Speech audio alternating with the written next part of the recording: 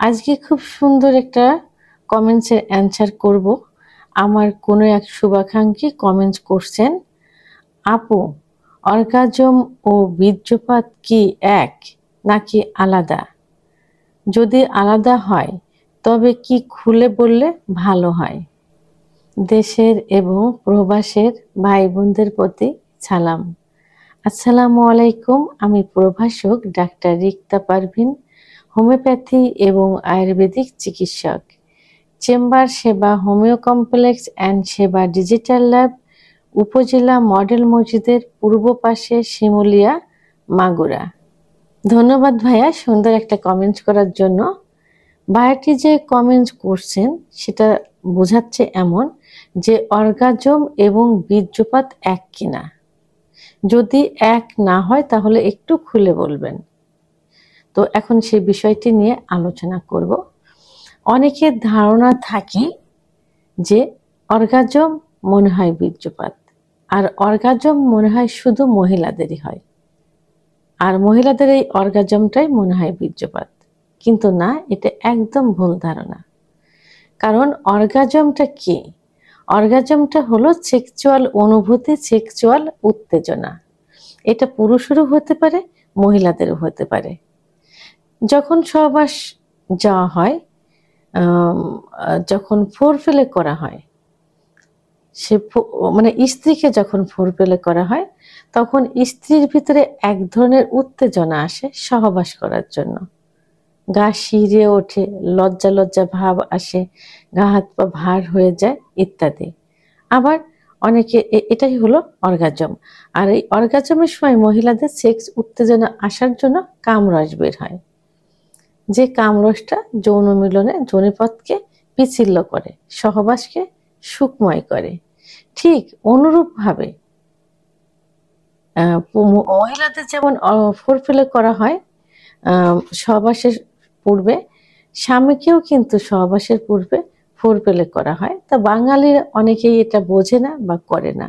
যারা একটু সচেতন, জানে, বোঝে, তারা কিন্তু তার স্বামীকেও কিন্তু ফোরপ্লে করে।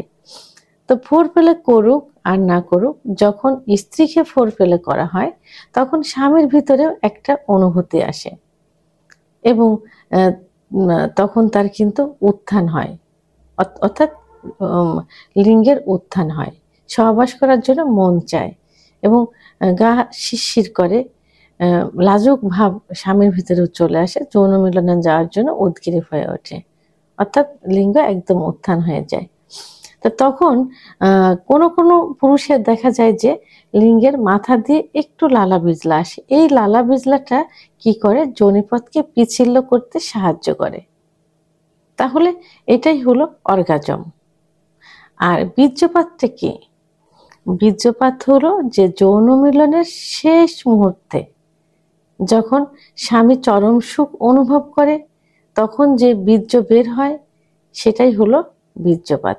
ঠিক একইভাবে স্ত্রীর শেষ মুহূর্তে যে চরম সুখটা আসে এবং যে পানির মতো একটা পদার্থ বের হয়, মহিলাদের বীর্যপাত কিন্তু গাঢ় হয় না বা ঘন হয় না, এটা প্রসাবের মতো পাতলা একটা পদার্থ বের হয়। এটাই হলো বীর্যপাত, মহিলাদের বীর্যপাত।